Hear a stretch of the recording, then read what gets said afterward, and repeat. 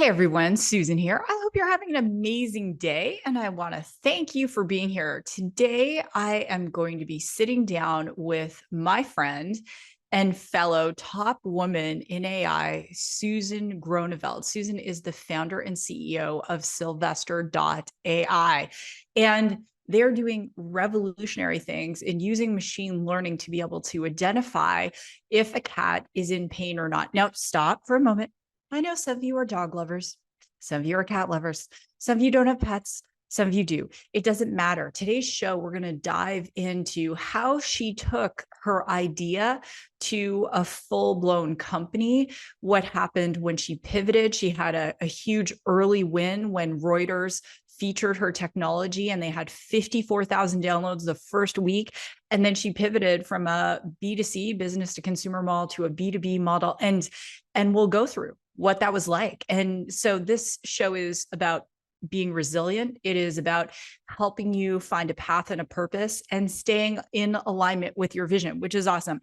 So Susan is an amazing serial entrepreneur. She's an award-winning entrepreneur. She's a multi-time founder. She has built a significant award-winning marketing agency. And on top of it, she has really come to a place where she recognizes her power and her worth. So definitely an inspiration. I know you're going to love today's show. And before we jump into the show, I just want to ask you a question. Speaking of marketing, how is your personal marketing and branding going? Because if the answer is I don't know or I don't have it, I want you to go to agency8.com and they will help you. They will help you whether you need a LinkedIn banner. You can go look at my personal LinkedIn, Susan Sly. I have a really awesome banner. They made it. They will help you with your LinkedIn profile, writing it for you, getting a video going, or even if you need a website, go on over to agency8.com and book an appointment with them. They will help you. And full disclosure, it is a marketing agency I founded and I no longer run, but I still use all of their services, and so do all of my companies. So with that, let's go ahead and get into today's episode of Raw and Real Entrepreneurship. This is Raw and Real Entrepreneurship, the show that brings the no-nonsense truth of what is required to start, grow, and scale your business. I am your host, Susan Sly. Well, how fun is this? Susan and I get to hang out. We got to hang out in Toronto, where we were both acknowledged as leading women in AI. And I was sitting there with Susan and her husband, who also, like my husband, has a very Dutch last name pedigree, and we were having the best time. And I'm like, oh my gosh, we're having this great conversation. I'm like, we need to do a show on this.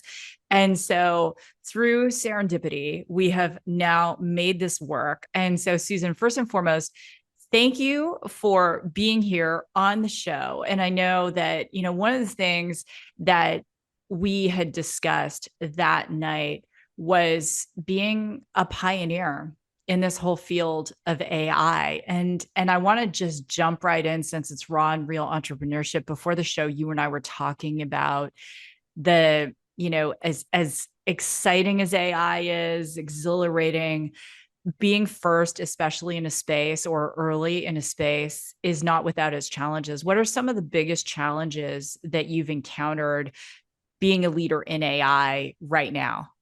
Well, there's this mandate as being a female founder or female anything where we're supposed to be nice. And so we come across as either nice or bitchy, right? Mm. Or direct. And we're still fighting all of those premises, even though it's getting better. And so I think quite often, if you start with, I've been told, I have a really soft tone or a no-nonsense approach, but with a soft nature. It then bleeds into, well, is this too good to be true? This just sounds like somebody that's really passionate, but what are the facts around this? Or, this is unbelievable. And so I've actually celebrated when I've seen research. Scientific American has published papers on nature.com on the technology that we're doing through third party, not through us, because it's actually increased my credibility to move much faster. And because I'm in animal health, much like human health, a lot of that research is coming from funding from big multinationals. So there's a really kind of a heavy foot or a heavy weight when you start to do things in the space that isn't funded by those companies. And, Mm-hmm. in the 1950s, right, a lot of really most successful businesses was based on the zero sum approach, meaning it's a winner take all, very much, bound by the construct of networking and that old boys club, for lack of a better, way to say it. And it's not just boys, it's women as well, but there's a Mm-hmm. structure, right? So when we're pioneering, we're breaking more than one kind of barrier. We're breaking all the barriers. And so helping people get excited about what's possible is really part of the journey. So it's been really challenging in terms of credibility, because it seems like it's never enough. And as a woman, what I find is when I'm pitching, for example, or talking, I was just at Plug and Play through their accelerator in Silicon Valley. We're asked as females, what I find is how we're going to fail questions, versus when men are talking, it's like, how are you going to make this successful? And Yeah. that's coming in with a bias, a cognitive bias for failure Mm-hmm. for women. And that's why only 2% of women get funded. Exactly. And that isn't conjecture. That is fact. Women are asked time and again, fail Mhm, questions. mhm. And there are also subtle questions like, how old are your kids? And it sounds like it's all being great, but what they want to know is, can she really do this? Even though women founded companies make over 60% more Yes, profit their first 2 years than male founded companies. And yes, so I love that you're leading with that. And the whole point about being nice, Oprah said, and you probably know this, I'd rather be respected than be liked. yeah, And so I even find, even for some of the women VCs, they are operating by the same scorecard men do. yes. And this is not an anti-man sentiment. Some of my mentors are men. I was raised by a single father. This is like, we should be held all to the exact same standards. It's just ridiculous, Susan. So I love, love, love that you said that. Yeah, it's very it's profound. And what I've learned actually is that lean into your networks hard. I think a lot of very high performing people, whether they're male or female, we tend to think we can do it alone. And I'm just here to tell you, we can't. We can't. We need people to support us, whether it's male or female or whoever, and take that arm or that hand when it's given, take it and be the squeaky wheel and keep driving. And, when I started my first company, I was terrified of no's. I'd avoid any kind of situation. I'd try to be perfect when I'd come into a conversation, or I'd have all my answers. And now no is the second best answer.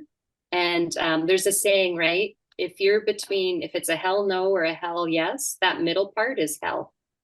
So just let it happen, because there's 100 yeses and there's 1,000 no's. And if you don't have the mettle for that, then it's probably not a good pathway.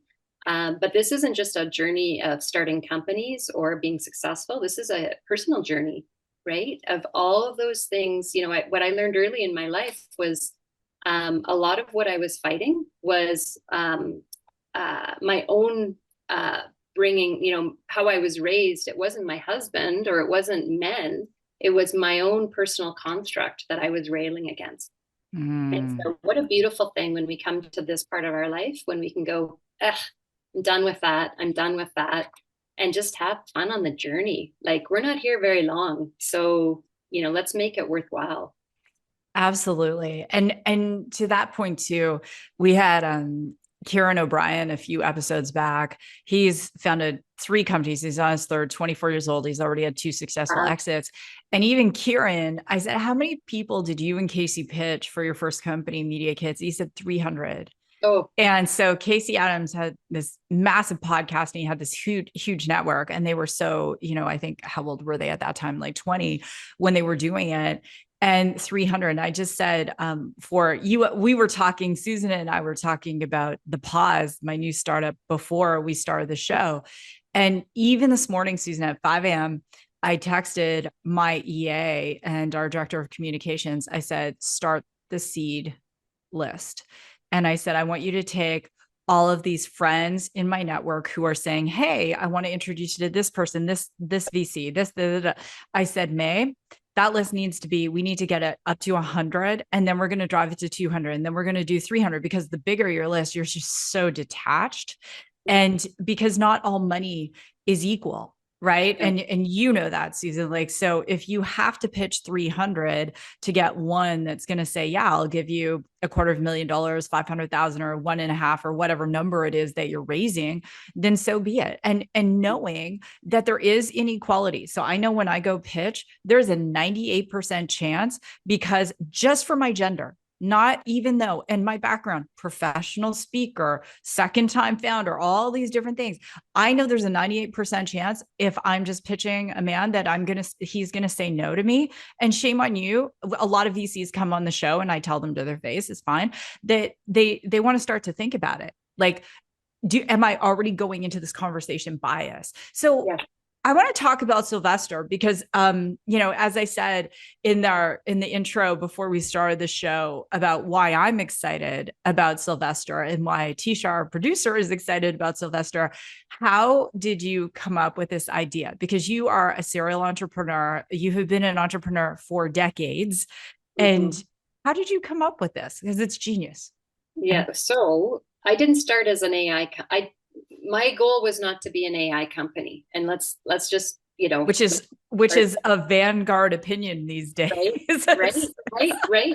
So this was not about AI. This was actually started in boardrooms, sitting in boardrooms with drug companies that were that manufacture products for veterinarians to sell to pet owners.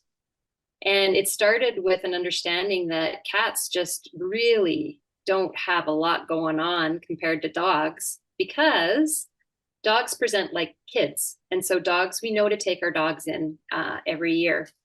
And, we treat them like they're our children. They present like our kids. They'll hold up their paw. But cats are 10,000 years less domesticated. And so when they are sick, they go and hide under the bed. And they have zero interest in showing you that they have any kind of problem, because if they were in the wild, they'd get eaten.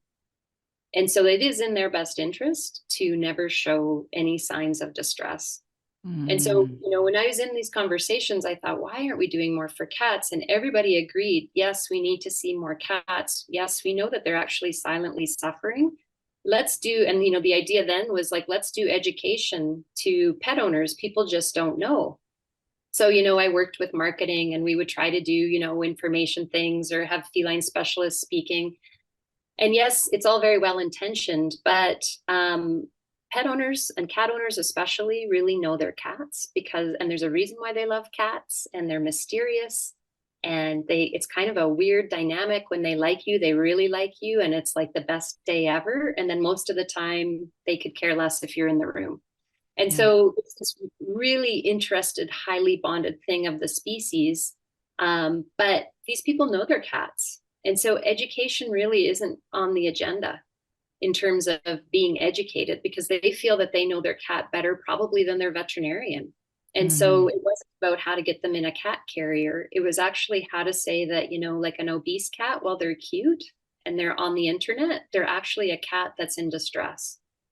And so this technology came out of working on pain products, knowing that veterinarians are actually trained on a visual scale for pain that the cat holds in its face.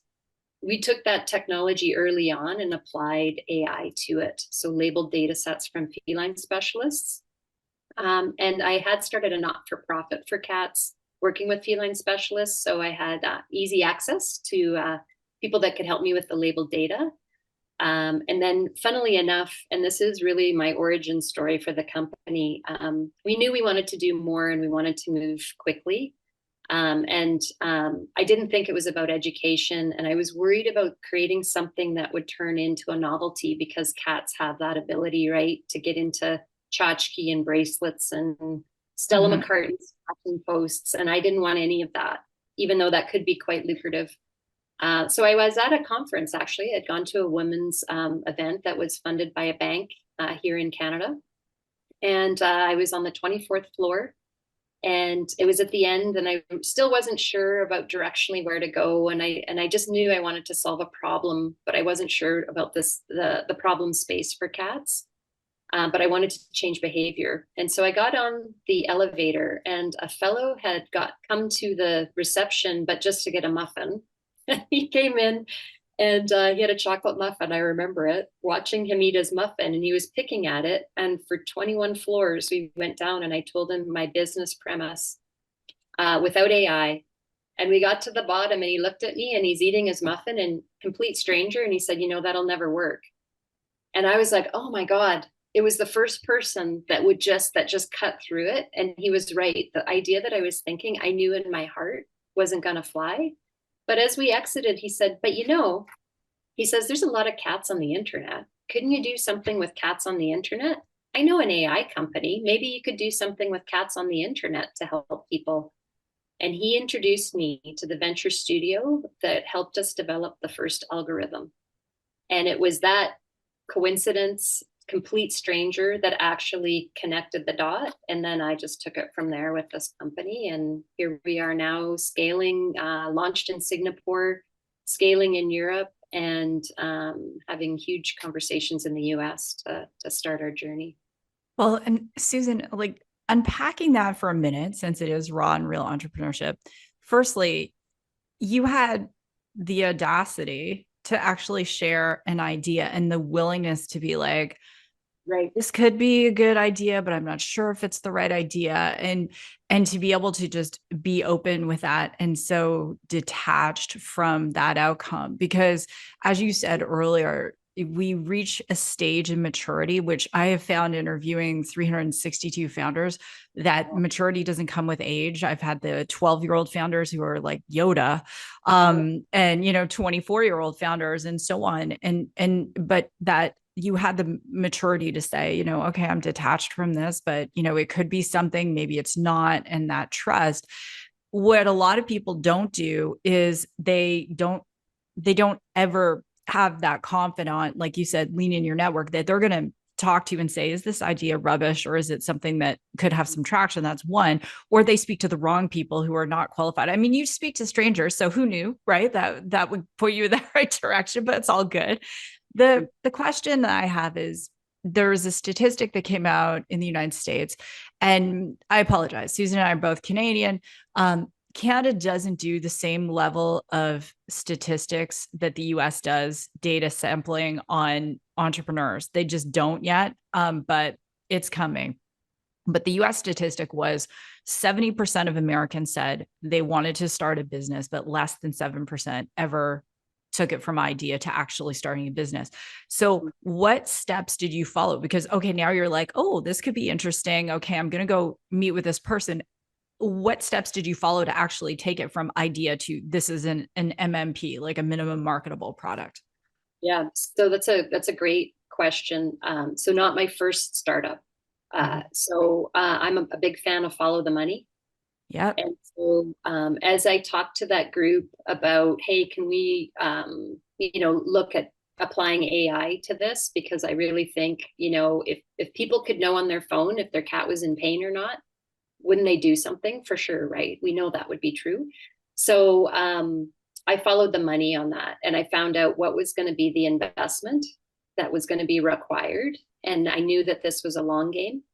And so being very, very, very mindful of steps before incorporation. So we did not agree to do an incorporated company until we actually already had the first algorithm created. And we did that ahead of time, and I paid for that through my not-for-profit, because the not-for-profit was about betterment for cats. And so the whole lens was, if this helps cats, this is something we would support. Mm-hmm. So I had already created a funding model, but we did not lead to incorporation. We said we had to hit a minimum viability in the AI before we actually went farther. So it doesn't start with incorporating, even though it's easy to incorporate a company, because it started with, okay, how big is this? What is the total addressable market? Is this an area that's actually worth pursuing? Is it big enough to get VC? Is it bootstrapped or is it going to be venture based? Because those are all options. Yeah. Get much harder to bootstrap with AI just based on technology. But we went through the whole, I already knew size of market. I came in already with that understanding. I Sure. understood the global potential. I understood that it wasn't going to be a hardware product. It was going to be software because of that. So a lot of those early business model thinking ideas I'd already kind of processed before we incorporated. Mm. Because saying you have a startup is really words, right? And so technically that's great. But what I was doing in that conversation with that stranger, because I need millions of strangers to love it. If it's going to be successful, it's hundreds of millions of people that I Yeah. don't know. And so the more people and the more surfacing that you can do outside of your own bubble, the better. But that was the first step, was actually, is this real? And funnily enough, we did the first test and the venture studio came back to me and they said, I think we've screwed up. We're going to rerun it because the accuracy is 96%, which is totally ridiculously high. And so they ran it again and they said, actually, no, this is very accurate. And so, of course, the next thought as a startup person is like, why has no one thought of this? Yeah. We'll get to entrepreneurial paranoia in a moment. Right? I do want to say something too, is Susan, you said about incorporating. So I think one of the things, just to disclaim across the globe, because the show goes to 171 countries, is to know what makes sense in your country. So when I was in Canada, I would have followed very similar steps. I would have ideated. In America, oh, heck no. If I have the idea, I'm not telling anyone. I'm setting up the corporation. I'm doing the trademark search. I'm doing all of it before I begin to talk to people. But knowing, and in America too, there are so many different types of corporate structures. In Canada, you don't have as many. So like you said, like here as an example for the pause, I had to know, was I going to bootstrap some of it, or was I going to go and do like a traditional pre-seed seed round? How many investors ideally? I was thinking, would I eventually want to take it public and start with the end in mind? And I had another Canadian founder on here, and he had had $1 billion exit, and he was like, "Oh no, I don't incorporate until after." And I'm like, "Dude, I think it's just a country thing." Yeah. Right? Like, You talked about the exit in mind. And it's interesting because it depends who I talk to, right? I don't want people to think that it's just about making money, right? When you have passion plays. But when I say follow the money, it's all about the exit. And so yes. this was building this based on exit. And quite frankly, that's now keeping me up at night because I have so many, it's a wonderful problem. I have many exit opportunities, but I am knee deep in looking at contracts in terms of IP access with companies and right of first refusal, and because it can take away your power for exit. So Yes. I love what you're saying about thinking with the exit in mind. And if you're doing something and you don't think that there's a achievable exit, or if you think the exit is like, oh, and I'm going to just throw numbers, right? This is a 10, I think I could make it to 10 million. You're not thinking big enough. The idea has to be massive for it to actually get to 10 million. So that is another kind of tip, is if you're thinking this level, you're not thinking big enough. And if you really want to get a company to a D series, you have to keep thinking bigger. I've worked with companies in a separate life through marketing that just they did 150 million D series round, and their investors would say you're still not thinking big enough. Yeah. So that's the scale. And to that point too, the thinking about the kind of exit, because who you are as a founder is very, very important if you're going to go public, because that means all y'all's stuff is in the public.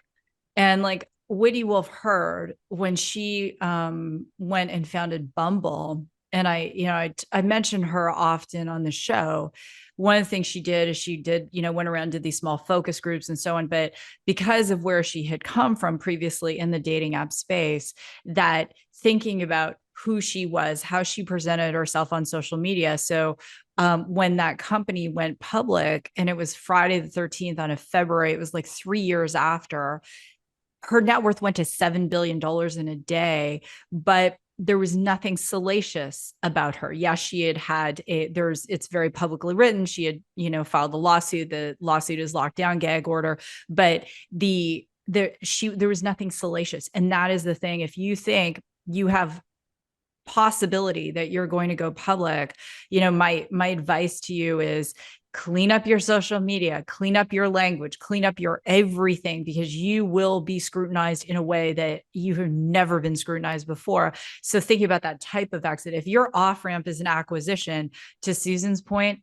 you have to have the number in mind. Founder fatigue is real. It's easy to get excited in the beginning. Every of the 362 founders I've had on here, very few of them have the energy after 10 years. Most of them are off ramping Oh, like in the 5, 7, 10 year mark. yeah, Yeah. for sure. I mean, and also we're good at starting things, right? We're probably not great at ending them, so exit for us, um, you know, it's never really about the long haul, really. It's about knowing what you're good at, and then finding people that can build it around you. One other thing that I've noticed, just, because I love talking, North American based, Mm-hmm. is, there's a real appetite to think about it's one person, like it's one person that's driving this, like an Elon Musk or, Jeff Bezos. Like we tend to, these are heroes. Taylor Swift, I mean, amazing people, but there is a group of people around them that have made them who they are. And they know that Mm, you're only as successful as the people around us. And so we are the company we keep. And I think yeah. that, when you talk about cleaning things up, that's just like good practice in life. And I'm not talking about like shoving things down or not being authentic. I think it is very, very vital to be authentic.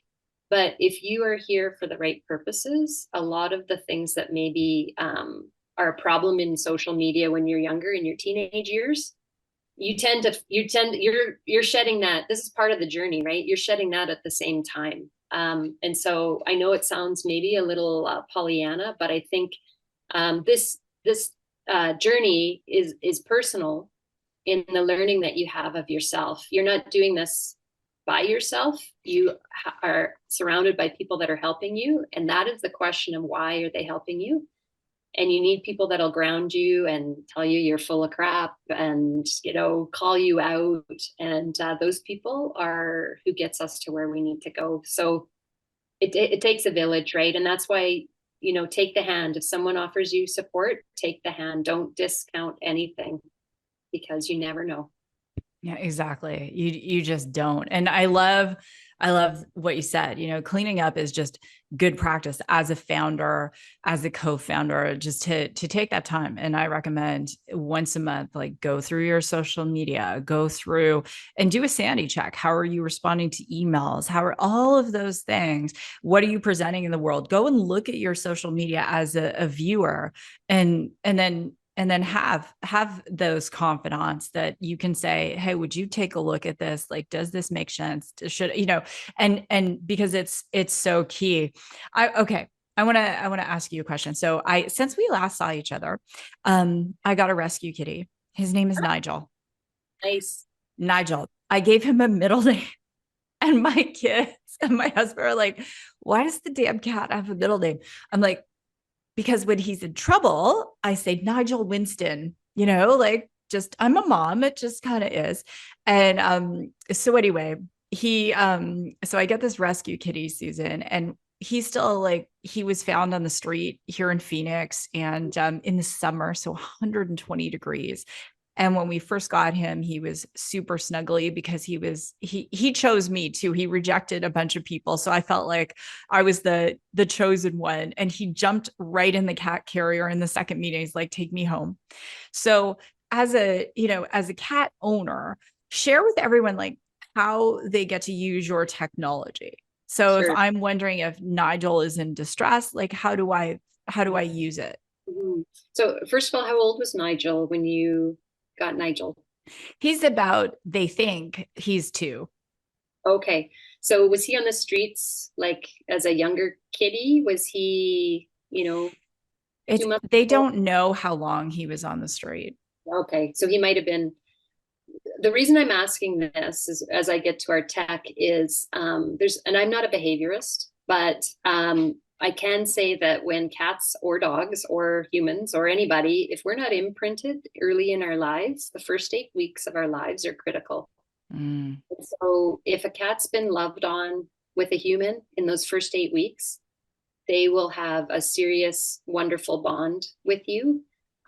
If they didn't get that kind of care in the first 8 weeks, it's quite hard. There is the odd cat or dog that will actually come through, and they'll find different ways to demonstrate love, and that might be enough. But those first 8 weeks are just everything for animals and humans, and a real testament to why we need to show up for these strays, especially those pregnant ones, right? Or spay and neuter. So that's sort of my soapbox that we need Oh, to lean in, right? Because it really makes a difference in these animals' lives. So our tech, the way we're, I'm going to start with our sort of on the origin story, but originally we created a free app that was on the Apple Store. It is no longer on the Apple Store. But when we created that free version, we wanted to see if people were really interested in the technology. And Reuters News picked us up just organically.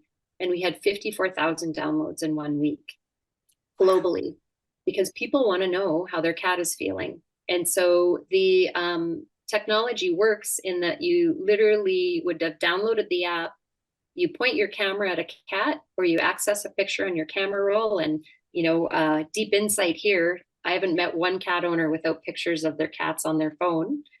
And we can assess the picture and in 2 seconds tell that person whether that cat may or may not be in pain. So very, very high level. We call it happy, unhappy. But it's sort of that tipping point because as an owner, you kind of, or a pet parent, you kind of have a niggly already that something may be off, or you're not sure, or you just want to find out. And then this technology can allow that. Since that time, and the reason we took that down was we pivoted because we needed to show proof of concept in terms of validation and payment. Pet owners are willing to pay directly for this, but personally, as a founder, it felt very light in that we didn't have a veterinarian that they could talk to if there was a problem. So we just would say, go to a veterinarian. And I was not interested in building a platform, a telemedicine platform, because there's many already in the market. So strategically, we pivoted to an API model so we can plug into everybody else's platforms. So right now, how you can access our technology is actually through select veterinary clinics. And we're working with platform partners to make it more available. If somebody really wants to try it, they can reach us at hello@Sylvester.ai, and I'm happy to share the experience just with your listeners. But clinics today are prescribing our tech when a cat leaves the clinic. And so the cat's going home on discharge, and so they can access our technology through the clinic for 2 weeks to monitor the cat. The pet owner sees how the cat's doing because it's showing happy with a confidence score through the AI of happy or not happy. But that same picture and assessment is going to the clinic at the same time. So if you have a cat that's come in for a really serious procedure, you'll know that the clinic is looking at your cat at the same time as you are. So there's been use cases like after spay or neuter, or some people have had to put feeding tubes in their cats. All the old cats, all the grandma and grandpa cats out there, usually they're on multiple forms of medicine, and sometimes they need to get them adjusted. And so this is a really great way to know that they're feeling okay. A really sad stat that I can share with you, unfortunately, is most cats that are euthanized in the year previous to euthanasia, they've never seen a veterinarian. So by the time we know that they have pain and we know it's time, they've already probably been suffering. And so we could be helping them have longer lives, right? Or we may be able to do something to help those cats so that end of life, you know, is as pain-free as possible for the cats. So And just incredible use cases for cats. that it's interesting too, and I want to dive into that decision to pivot. But Tisha, this message is for you. I know you're going to end up emailing the cat photos. I know it. I'm just saying, girl, I'm calling that right now. So, Susan, you'll probably get Tisha will send a photo for Absolutely. cats. Absolutely. And I'll probably send Nigel's photo anyway, because I'm a proud cat mom. No, He no. does. Yeah, and just to clarify, I'll send you a link, or we'll send you a link. And so you don't have to send me a picture or anything. Just tell me you want to try it. And then we'll set you up with a link, and you just literally take a picture on your phone. You go to a URL that we'll give you, and you can take a picture. Awesome. Well, Nigel does like to be rocked like a baby. So I think he had some kind of human engagement. And he lets me hold him like a baby. So I get my baby fix since my babies are grown. And I'll look in his eyes and he looks at me and I rock him and he loves it. It's strange. But anyway, as an aside, we're not here to talk about Nigel. The Susan deciding to pivot. So we just had Lori Harder on the show, and she started light pink and then pivoted to glow cheese. She was going to do alcohol, and then now she's doing hydration. I'm disclosure for US disclosures. I'm an investor in that company, but she talked about the pivoting from I'm in the iOS store. I had this early win, 54,000 downloads in a week, even though it's a free app. Reuters picks it up, and then you go, I'm going to pivot to being API based, because that is for the listeners to understand. Susan is going from B2C, business to consumer, to now B2B. And this is a whole other customer acquisition model. Like, what was the time period like in that? And what was, you mentioned like that, people, the kitties were in pain, but you didn't have the vet, you didn't want to do telemedicine. You could have just partnered with telemedicine and off ramp them there. But what made you go, yes, we're going to go B2C. Now we're going to go B2B, and we're going to go from iOS to an API. Like, how did that happen? So clearly articulated. Fantastic. See through on this, just fantastic. So when we launched, what we did is when we were still going B2C, we launched direct to consumer. We had a decent freemium model where it was like 1 week free, and then people could subscribe for $4.99 a month, 3% conversion, really quite decent. But this was during the COVID time, right? And I could see there was a couple things for me. The biggest problem was the day we went live to test, when people were paying for it, I felt like I was letting people down, because everybody that had a bad day cat would be looking for a solution, and I wasn't giving them a solution. I was just causing the problem. And that didn't feel very wholesome for me, in terms of, I know people would, figure out how to get to a vet. And I know that we could onboard vets and we could go down that path, but that would take me into the realm of telemedicine versus being a wickedly good AI assessment of computer vision for disease. And so I knew I wanted to be an AI company, not a SaaS platform company. And I think when you get into SaaS, what happens is, and I'm going to use a Muhammad Ali saying, is your users get you on a bit of a rope-a-dope, because it's like, well, just fix this and we'll do more, or just fix this or just fix this. And you're reacting all the time because you're listening to feedback and trying to figure out what the right model is. Where if I'm true to what I want to do for cats, I want to help people know when their cat might need an intervention, or when we can do things. And so this was really core to my vision. And it was also very polluted, quite frankly, with everybody running on that SaaS platform. So that pivot was profound, but all of my early investors were veterinarians. And so I knew that my heartbeat was with veterinarians, and these were veterinarians that could have been threatened by this technology, but they weren't. They actually believed that this was what we needed in the space. And so having it now curated by veterinarians is actually helping veterinarians innovate their approach to this remote patient monitoring and so on. And so, there's rich pathways in terms of investment in the veterinary community. I had a lot of those connections already. I have a marketing background and I know what it takes to do direct to consumer and the kind of dilution that would occur, because I would have to scale significantly. So it really came down to, it hit my core values to go through veterinary channel. I had good connections there, but bottom line, I don't think I would have been diluted as quickly as, I can build this story and then bring it back out to the masses. And so it was actually a dilution question for me more than anything. Well, I love how you walked through that process, because the other aspect that I see very clearly as a, friend, founder, investor, namesake, is that whether it's animals or humans, to have your POV, the proof of value. I'm not saying that for you, but for listeners who are like, especially if their first language is in English, it's like, Susan, don't speak so fast. What is this?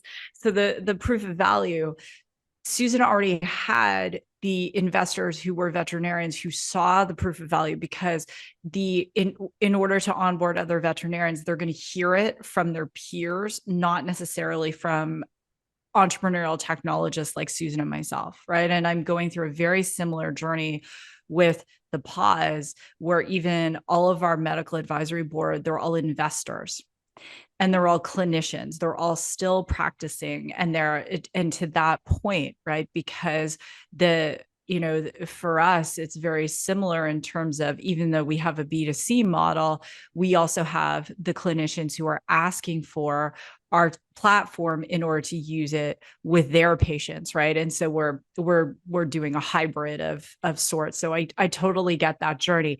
Susan, there's so many things I want to ask you, and I definitely want to, do another show down the road. I always love checking in on the founders, but it's time to play our Canadian game, because anytime I have a Canadian founder, Canada is the number 2 listening audience in the world. USA is number 1. The UK and Australia battle for number 3 and 4. But when I have Canadian founders, we play Canadian trivia, because we like to sometimes perpetuate stereotypes and sometimes dispel them. It just depends. Fantastic. I'm here for it. All right. So the first one we're going to talk about, this show is not sponsored by Tim Hortons, but I do ask this question. If you were to go to Tim Hortons and have a Timbit, what flavor is it? Ugh. Boy, I'm full disclosure, I'm not actually a Timbit fan. My boys played hockey for a long time and I had my fill of sugar. Girlfriend, me too. I haven't eaten one, but my father-in-law, before he passed, I had purchased a 50 pack, I guess, of them. And he and my 18-year-old scarfed down the Timbits. But back in the day, if you had chosen a Timbit, what is the flavor? Probably the cinnamon sugar, just a regular old cinnamon sugar. Goodness. I actually have a funny donut story. Can I tell you this? Absolutely. So, we think of Tim Hortons with Canada because it was a Canadian story. It's exited though. It's not owned by Canadians, which is also a Canadian story, is we really like to exit early for some reason, which is unfortunate. I'd like to change that a bit. But I was just in your neck of the woods in Arizona last week, and my husband and I were looking for somewhere to eat, and we saw this little hole in the wall for breakfast, and it was a donut shop, an independent donut shop. And I have to tell you, that was the best donut I've ever had, and it was all just local people coming into it. And I will do everything in my power to support local because of being an entrepreneur and startups. And as much as I love Tim Hortons as the icon, I will pick the other donut shop before Tim Hortons. Just absolutely. Support. What was the donut shop? I can't recall. It was in Glendale, and it was right beside a McDonald's, and they were fantastic. And we just watched a stream of local people come in and say, "You will not find better donuts." And so finally, we had to get one, and it was just like, it's the reason we start companies, because somebody actually cared about those donuts. and they made them with love, and phenomenal people. There was a homeless person outside. Someone came in and bought them a coffee on the way out. It was just like super wholesome. So that's my donut story from Tim's and beyond. Love it. My husband is a massive lover of independent donut shops. And in fact, he and one of our daughters, if we're on some family trip, they have gone to find all of the good local independent donut places. And I don't eat donuts. I just sort of am a voyeuristic watcher of eating of donuts since I am highly sensitive to gluten. But to that point, I will look it up and we'll figure out what the donut shop was. So good. It's Glendale, like, in that district, that entertainment district. All right. So next Canadian question. I totally agree. I personally haven't eaten anything from Tim Hortons in decades, but I've got to ask because it was iconic for when we were growing up and when the kids were little. All right. Favorite Canadian actor or actress? Ooh, so many. You've probably heard a little bit about Ryan Gosling lately. So I just had the opportunity to watch Barbie, and I actually, quite frankly, was resisting. And then I watched it, and man, what a fantastic show. I just thought it was brilliant. So Ryan Gosling's up there, and of course, Ryan Reynolds. The Ryans. The Ryans. The Ryans are doing a great job. There's a lot of really good talent out of Canada. I think because, we're not trying to be number one. We're just trying to do our craft. And so if we're good and people recognize us, we think that's great, but we're not really trying to be the best of everything. We're just trying to do what we believe in. And I think that's that underdog kind of mentality. So lots of good talent comes out of Canada. Well, Canada right now in Toronto is the number one for AI startups. Yeah. So there are some records I think Canadians do like to go for number one in certain sports too, and different things. We'll leave those at the side for the moment. Third and final question: favorite Canadian band? Oh man, or singer? Gee, that's rough. That's really rough. So, oh boy, so I don't know if he's actually Canadian. And I don't know if you've heard of Orville Peck. Do you know Orville?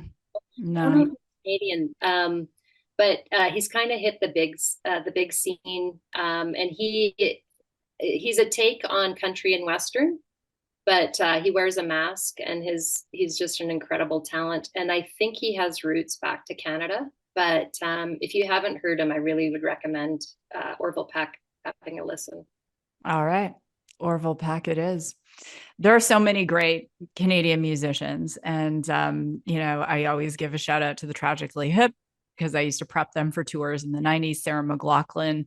I used to work with her mom in Halifax, and she would come into the store and she would sing a cappella. So shouts out to Sarah. My husband and I, he's like all about Rush, and I'm like the hip, but he likes the hip too. So we won't even get into that battle of the bands. But Susan, I want to first and foremost commend you and thank you for being so transparent especially about the pivot. About those are hard decisions. We may have broken it down like a recipe, but it's a really hard decision, and no doubt it wasn't one you took like lightly. And what really struck me was this piece around, I couldn't stand there and say, I'm doing this to help cats, but I'm not helping them by just saying they're in pain, right? And so that it's almost like the Good Samaritan, right? You're like, no, I'm definitely going to do something about this, and this is the way. And even though in the short term, there's like a path to short-term money, but what is the cost of that money? Because you and I were talking about that, as well, like money sometimes comes with more cost than the dollar value it is. So I want to thank you for being on the show. You're such a rock star. It's good to book you on a show to see you again. So it's all good. And you, Susan, I really enjoyed this, very well articulated in terms of understanding the journey. I don't think a lot of people really fully understand it like we do. Well, thank you, my friend. All right. Well, everyone, wherever you are in the world, if you love cats, or even if you don't, Susan and I would love if you would give us a 5-star review and share the show. And you know what? Actually, I'm going to do a bold ask. Share the show with your veterinarian if you are a pet owner, because let's get this amazing company, Sylvester.ai, out to all of the veterinarians. And so with that, God bless, go rock your day, and I will see you in the next episode.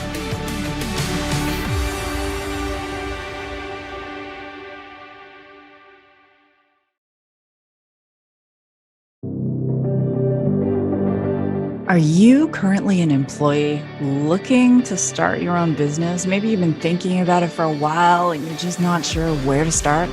Well, my course, Employee to Entrepreneur, combines my decades of experience as an entrepreneur with proven methods, techniques, and skills to help you take that leap and start your own business.